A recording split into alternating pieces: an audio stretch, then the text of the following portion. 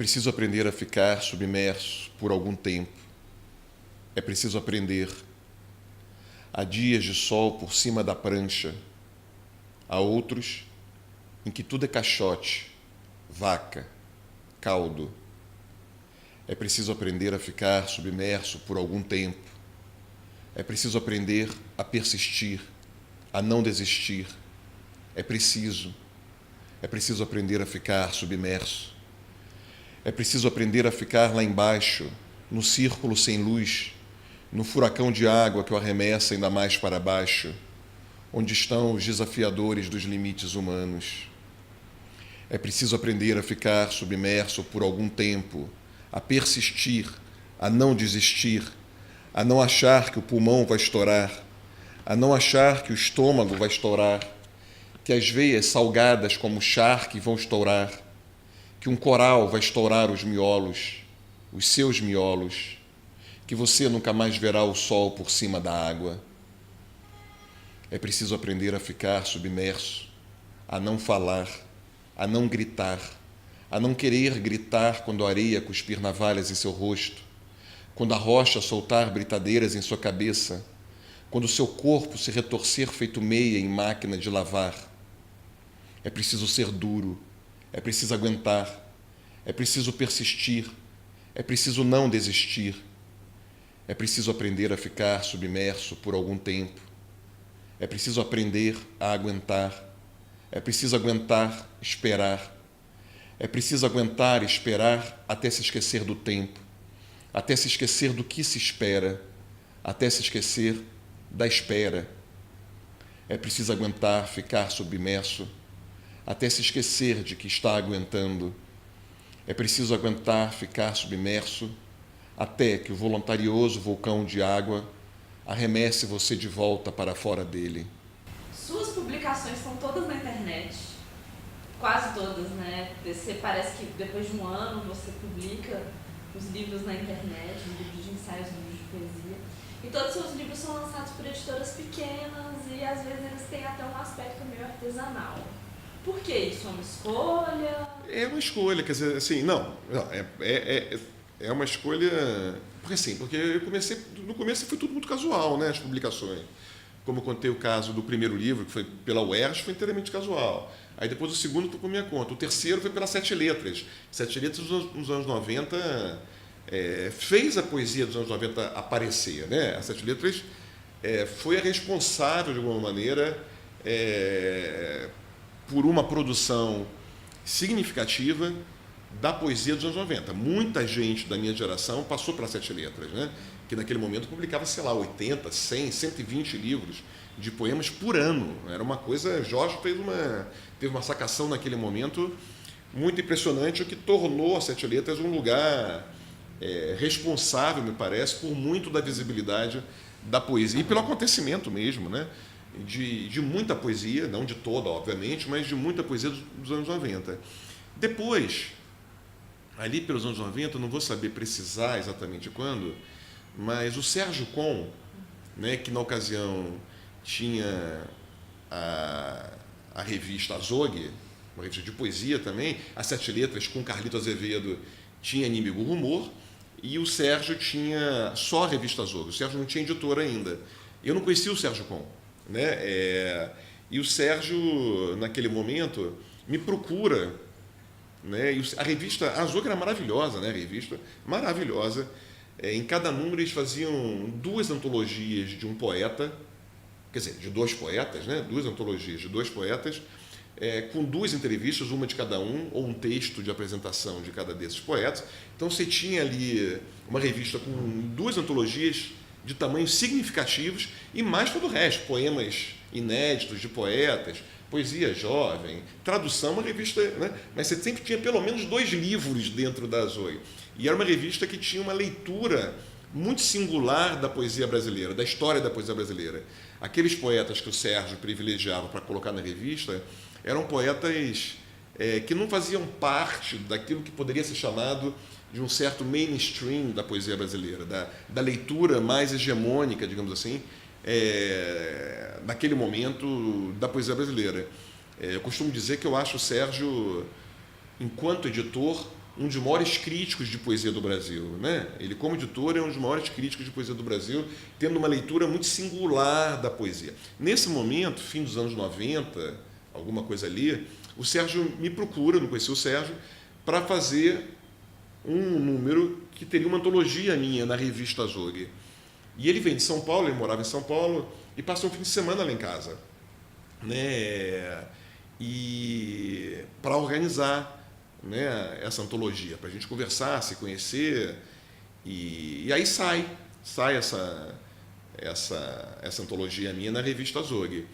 E o Sérgio, por algum motivo, nesse momento, exatamente nesse fim de semana lá em casa, ele resolve se mudar para o Rio de Janeiro, ou resolve, ou diz pelo menos para mim, que ele queria se mudar e que era sério mesmo isso. E aí um pouco depois eu falei, Sérgio, se você quiser mesmo, tem um apartamento aqui perto de casa que eu fui ver.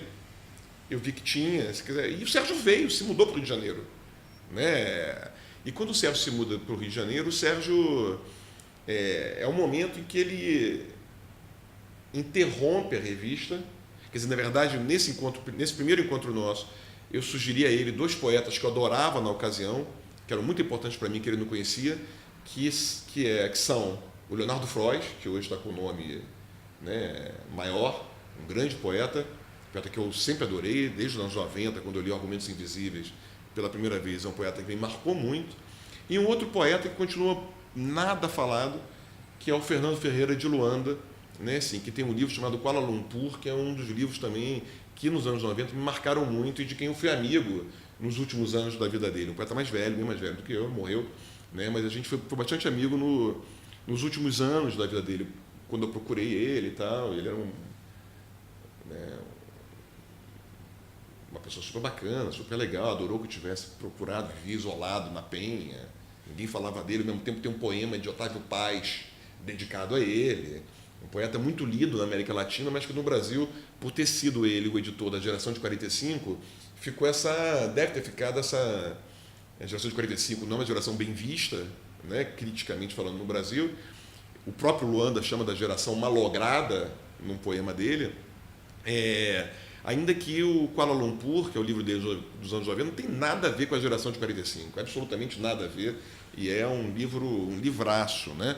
Então eu tinha mostrado para o Sérgio tanto o Luanda quanto o Leonardo Frois, e o último número da revista Azog, ou seja, o número depois do meu, depois que sai a minha antologia, o Sérgio faz com o Leonardo e com o Luanda. A gente entrevista os dois, né? E faz uma antologia de cada um, e aí já eu e o Sérgio já estamos muito amigos nesse momento, numa cumplicidade muito grande.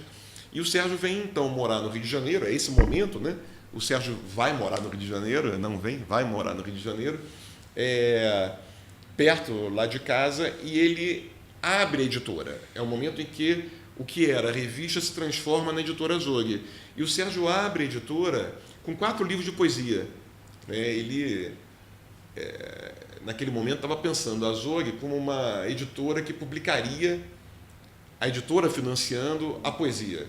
Eu lembro de ter saído uma matéria da Folha de São Paulo sobre essa primeira leva dos livros, essa coisa do Sérgio querer ser uma editora de poesia e de autossustentável editora, mesmo sendo de poesia. E ele então inaugura a Azog com um livro meu, que é o A Vida é Assim, um livro do Afonso Henriques Neto, né?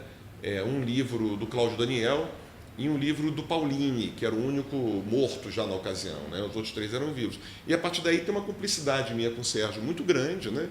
E todos os livros meus a partir de então, de ensaio e de poemas, são publicados pela Azog, menos um, que é um livro de ensaios, que é o Amante da Literatura, que na ocasião o Ricardo Pinto, que é um amigo também, tinha feito uma editora artesanal, que era a Oficina Raquel, e me deu um presente lindo. Antes de sair a minha poesia reunida, ele fez 4 exemplares artesanalmente, reunindo a minha poesia toda, e me deu 2, e ficou com 2. Um presente dele para mim, um presente que eu recebi como um presente muito amoroso, né?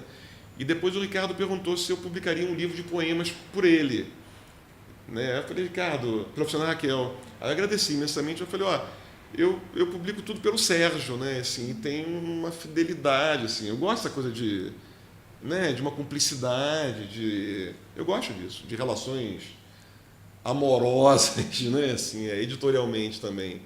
E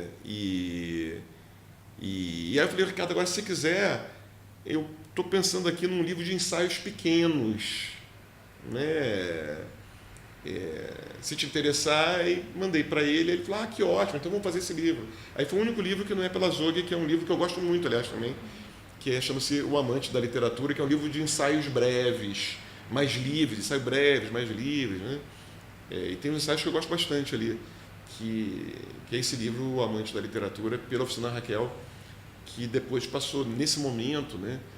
O Ricardo também passa a dar aula lá na faculdade, na UFRJ, e a Raquel Menezes é que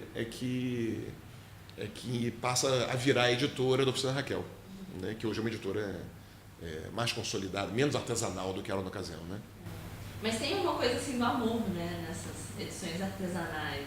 Pois eu acho, né? Eu acho que, e no caso da poesia, né, assim, eu acho que a poesia, todo mundo que lida com poesia, seja como poeta, seja como editor, ou poetas que são editores que são poetas, né?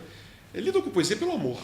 Pelo amor. Então acho que a poesia tem essa dimensão amorosa, né? E grande parte, digamos assim, da importância da poesia brasileira contemporânea se dá para editoras pequenas. As editoras grandes publicam um poeta, dois, para, de alguma maneira, prestarem contas de que tem que publicar poesia também. E poetas legais, claro, poetas importantes, importantíssimos, entendeu? Mas assim, são um, dois. Agora, as editoras pequenas é que publicam largamente, né?